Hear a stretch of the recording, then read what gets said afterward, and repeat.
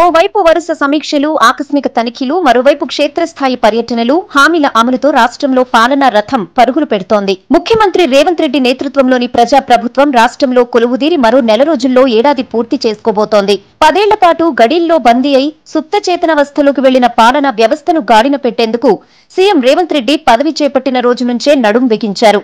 ప్రగతి భవన్ ను ప్రజాభవన్ గా మార్చి తొలి అడుగు వేశారు.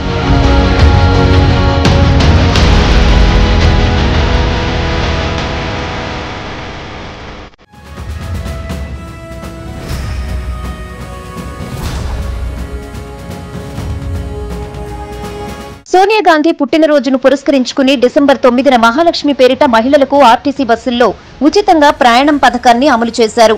హామీల అమల్లో భాగంగా 500 రూపాయలకే గ్యాస్ సిలిండర్ సరఫరాను ప్రజా ప్రభుత్వం ప్రారంభించింది. ఈ పథకంలో దాదాపు 60 లక్షల మంది లబ్ధి పొందారు. ప్రజా సదస్సుల నిర్వహణలో 1,25,84,383 దరఖాస్తులు వచ్చాయి. ఆ దరఖాస్తుల ఆధారంగా ఇందిరమ్మ ఇళ్ల పథకాన్ని ప్రభుత్వం ప్రారంభించింది.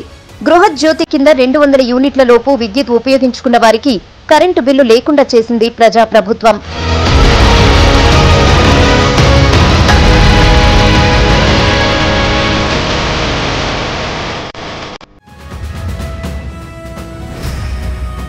రైతు రుణమాఫీతో రేవంత్ రెడ్డి రికార్డు నెలకొల్పారు. 2 లక్షల రూపాయల రుణమాఫీని అమలు చేసింది.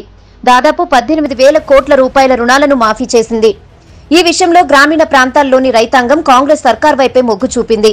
విద్యార్థులు, నిరుద్యోగుల నుంచి కూడా కాంగ్రెస్ ప్రభుత్వానికి సానుకూలతే నమోదైంది. ఆడంబరాలకు దూరంగా ఉండటం ప్రస్తుత ప్రభుత్వానికి బాగా కలిసొచ్చింది. భయపడుతూ కూర్చుంటే ఏ పని చేయలేం, వచ్చిన అవకాశాన్ని విడిచిపెట్టొద్దు, మంచి చేసుకుంటూ పోదాం, ఏది జరిగితే అది జరుగుతుందన్న తెగింపే రేవంత్ కు కొత్త ఇమేజ్ ను తెచ్చిపెట్టిందని చెప్పొచ్చు. ఎయిర్పోర్ట్, మెట్రో కావచ్చు, మూసీ ప్రక్షాళన కావచ్చు, ఫోర్త్ సిటీ కావచ్చు, ఇలా చెప్పుకుంటూ పోతే వినూత్నంగా ప్లాన్ చేసి హైదరాబాద్ ఇమేజ్ ను గ్లోబల్ చేయాలన్న పట్టుదలతో రేవంత్ కనిపిస్తారు. విపత్తుల వేళ సాయం చేసేందుకు, ప్రభుత్వ ఆస్తులను పరిరక్షించేందుకు వీలుగా ఏర్పాటు చేసిన హైడ్రా వ్యవస్థ ముఖ్యమంత్రి రేవంత్ కు సరికొత్త ఇమేజ్ ను తీసుకొచ్చింది. ఆయనకు ఒకలాంటి మాస్ ఇమేజ్ ను తెచ్చిపెట్టింది. హైడ్రా పనితీరు మీద ఇతర రాష్ట్రాలకు చెందిన ప్రముఖులు మాత్రమే కాదు, పాలకులు సైతం ఫోకస్ చేస్తున్నారు. హైడ్రా వ్యవస్థ ఏర్పాటు వివరాల్ని తమకు షేర్ చేయాలని కోరుతున్న పరిస్థితి. పని మీదే ఫోకస్ తప్పించి మరే ఇతర ఒత్తిళ్లకు తలొగ్గొద్దన్న సీఎం రేవంత్ క్లారిటీతో హైడ్రా అధికారులు దూసుకెళ్తున్నారు. విద్యార్థుల బలిదానాలతో ఏర్పడిన తెలంగాణలో గత పాలకులు తమ కుటుంబానికి కొలువులు ఇచ్చుకున్నారే తప్ప యువతకు కొలువులు విషయాన్ని పట్టించుకోలేదన్న విమర్శలున్నాయి.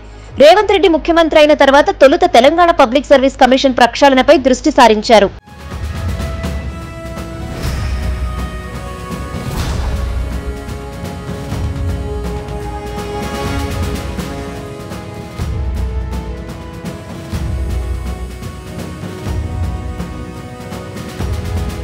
స్టాఫ్ నర్సులు, కానిస్టేబుళ్లు, గురుకుల ఉపాధ్యాయులకు సంబంధించి ఇప్పటికే 29,042 మందికి నియామక పత్రాలను ప్రభుత్వం అందజేసింది. ఇక పెట్టుబడుల సాధనే లక్ష్యంగా ముఖ్యమంత్రి రేవంత్ రెడ్డి దావోస్ లో జరిగిన 54వ ప్రపంచ ఆర్థిక సదస్సుకు హాజరయ్యారు.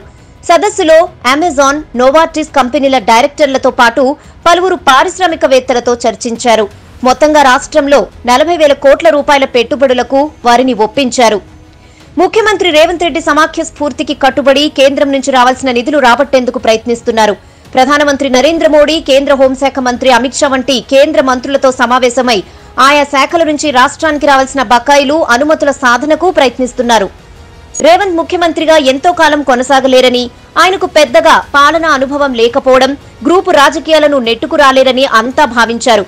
అయితే రేవంత్ మాత్రం ఎవ్వరూ ఊహించని విధంగా పాలనలో తన మార్క్ కనిపించే విధంగా చేస్తూ పార్టీలోని గ్రూపు రాజకీయాలకు చెక్ పెట్టారు. పార్టీలోని అన్ని గ్రూపులకు సమ ప్రాధాన్యం కల్పిస్తూ తనను వ్యతిరేకిస్తున్న వారికి సైతం ప్రాధాన్యం ఇస్తూ మెల్లిమెల్లిగా వారిని తమ దారిలోకి తెచ్చుకోవడంలో సక్సెస్ అయ్యారు. దీంతో పాటు ఎన్నికల టైంలో ఇచ్చిన హామీలను ఒక్కొక్కటిగా నెరవేరుస్తూ ప్రజల్లోనూ పేరు తెచ్చుకునే ప్రయత్నం చేస్తున్నారు. దీంతో పాటు తెలంగాణలో బలమైన పార్టీగా ఉన్న బీఆర్ఎస్ ను ఓటమి తర్వాత మరింత బలహీనం చేయడంలోనూ రేవంత్ సక్సెస్ అయ్యారు.